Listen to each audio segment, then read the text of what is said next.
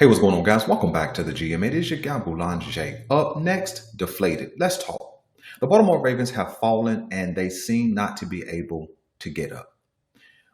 We have this season lost to all the good teams that we faced. That's why we currently sit at 1-5. Some games were blowouts. Some games teams came back on us and defeated us. And then some games we were in, but then late in that game, late third, fourth, we let go of the rope. Nevertheless, the Baltimore Ravens typically have a consistent theme on how they lose. They typically lose on poor execution, poor blocking, poor defensive play up until yesterday, and of the last two games, extremely poor quarterback play. And nothing is more telling with the state of the Baltimore Ravens than John Harbaugh's post-game press conference. Now, you guys know what I do for a living or have done previously for 26 years as a mental health clinician. And so I'm going to put John Harbaugh on the couch, and I'm not going to diagnose him or anything like that. But what I will say is John Harbaugh is deflated. When you watch the post-game presser from John Harbaugh, what you will see is a man who has lost the typical bravado he comes to the presser with, especially in a loss, the pride, the snidness, the little bit of diva that he shows up with. He's lost all of that. Yesterday, he was the most humbled, and I think it leans more into the direction of humiliation. When you watch the clips, I want you to watch his body language, and I want you to watch his head drop continually as he searches for answers and as he tries to stomach the reality of where he is in his coaching career and where he has led this team to. Listen to his opening statement of the press conference. Obviously, getting a little tired of getting up here and having this conversation, but we had our opportunities. We created our opportunities, and we put ourselves in a position where we could have won that football game. Probably, you could say, in some ways, we should have won it, but we didn't do the things that you have to do to win the game, and we made some critical mistakes that cost us an opportunity to win the game, and that's really what it boils down to. So that's what we've got to get straightened out. That'll be the key going forward. Within all that, there's a lot of good things that tell me that we can be the kind of football team that we want to be for the rest of the season, and we'll build on all those things. And like I told the guys, what we've got to be able to do is understand that you've got to understand really how close you are sometimes, and you can't allow the weight of the disappointment or the weight of the scrutiny. You can't allow that to derail you or to sidetrack you or to push you away from your goal, because we can accomplish what we want to accomplish. We can do it. We're the kind of team that can do it. So we take this the rest of this time now. We'll practice on Tuesday and Wednesday, and there's plenty of things we can work on. There's plenty of things we can build on. When you listen to John Harbaugh's opening statement, he tries to talk about some positive things, and he talks about how the Baltimore Ravens should have won that game, could have won that game, but the end result was that they did not win that game. And he talks about how they can be the team they want to be based on the good that came from yesterday and what they can build upon. And in some aspects, I agree with him. I think that if the defense can come out with a level of aggression, if Trenton Simpson can keep playing smart and playing physical and using his athleticism, he was solid in coverage yesterday when he was in the right place. He was good off the edge yesterday. I thought that John Jenkins was great in the middle. I thought that Nate Wiggins had a pretty solid game other than the one pass interference. I thought a lot of players played well defensively. Not elite, not excellent, but well. So, yeah, I do agree with John in that context. But there was nothing that we can build on offensively other than the run game powered by Derrick Henry seemed to get back on track. But we know how that goes. We'll do something good in the run game, and then we'll abort the run game later on in the season, whether it's the next game when we act like we don't know who we are, what we're trying to do, right? So I do agree there was something good that we can take from the game, but ultimately we lose the same exact way every time. We can always kind of see a coaching decision or some coaching decisions that seem to leave us scratching our heads. That's the only thing we can call it. It's confusing, it's baffling, and it doesn't make any sense. And nothing is more clear than the 4 plays inside the 5, basically, where we don't get in the end zone, which could have turned this game, which is where I thought the game was lost. I thought the game was lost right before halftime when the Baltimore Ravens did the 2 tush pushes and didn't score. And then you finally want to turn to Derrick Henry and hand him the ball when everybody who was anybody in the stadium on the other team knew who was getting the ball. But he says something strange that makes me question his leadership and how much control he does have over this team. Let's take a listen. The tush push with Mark there at the end of the first half twice in a row, did you give any consideration to not going to it a second straight play? Well, of course you do, but I feel like the main consideration, I think all of us would agree, every single player and coach would agree that we should be pushing that in there.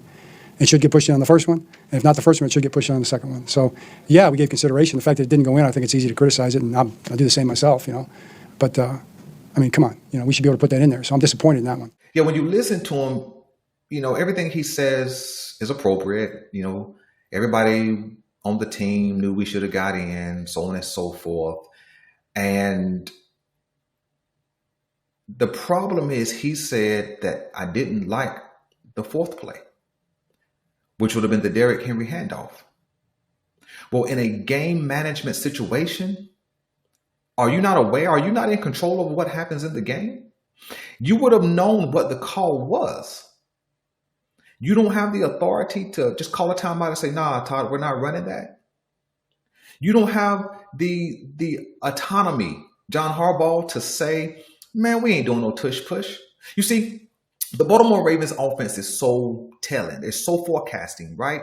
It's very easy to see when Derrick Henry's in and it's early on in a down, he's getting the ball. But when they switch out Derrick Henry and bring in Justice Hill, there is a clear understanding that it's going to be a pass play, right? So therefore, if Mark Andrews comes into the backfield, it's a clue that they're probably trying to run that stupid tush push. Mark Andrews, one, is not a running back. He's not the athlete. He doesn't have the power that Derrick Henry has.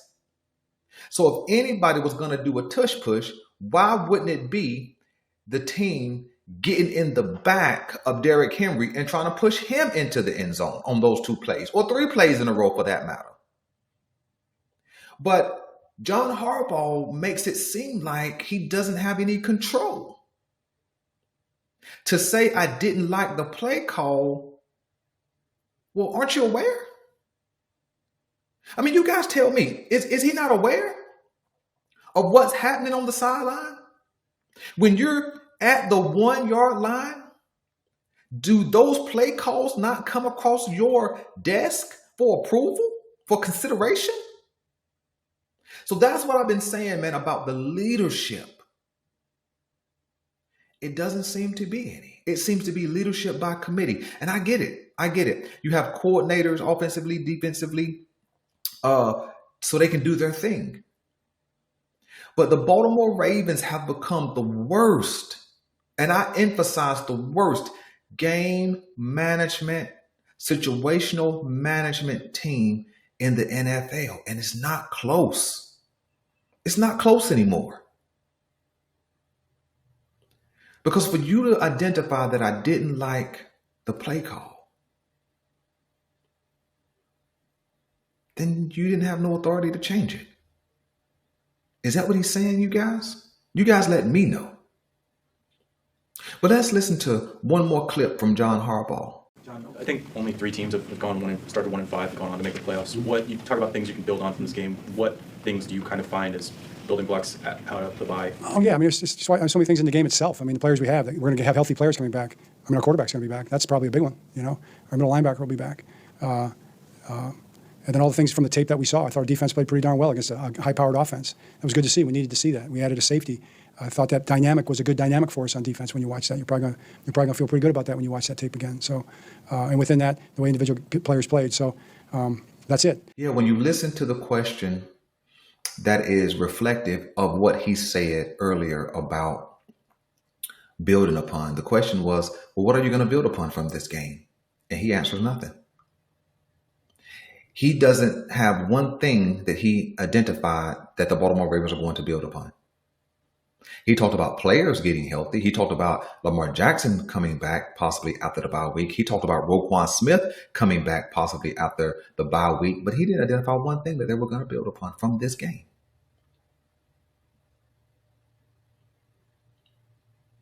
And I just think this guy, if you paid attention to his head dropping, I just think this guy is deflated. And I believe, honestly, about 75% of me believes that this is John Harbaugh's last season. And what I think will happen is that he will bow out gracefully. I think he can recognize that this team no longer hears him. I think he can recognize that the Baltimore Ravens have reached an all-time low. They have not been this bad since 2015, which should have been his initial last year as the Baltimore Ravens head coach. I think he's realizing it now. I think he can recognize that the fan base is no longer behind the Baltimore Ravens and what we're putting on the field. I think he can recognize that the Baltimore Ravens no longer support him. And I know that it's hard for a man, no matter how strong he is, mentally and emotionally, it's hard for a man to continue to endure the scrutiny. I don't think he quits. I don't think he steps down during the season, but I do believe he steps away. No matter what happens the rest of the season, 75% of me believes that John Harbaugh will step down at the end of this season. I got some head coaching candidates coming up for you guys probably on Thursday, so stick around for that. But you guys let me know. You guys let me know what you think. Do you believe that you see a deflated John Harbaugh?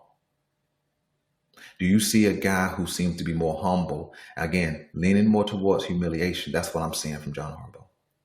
I want to thank you guys for helping us get to that 1,000 subscriber mark. Let's keep pushing. Let's keep building. If you heard this long, go ahead and hit that like button. Go ahead and hit that subscribe button if you've never subscribed. Man, I got a lot of good conversation coming for you guys this week. And hope to see you there. I'm your guy Boulanger. And until next time, I'm out.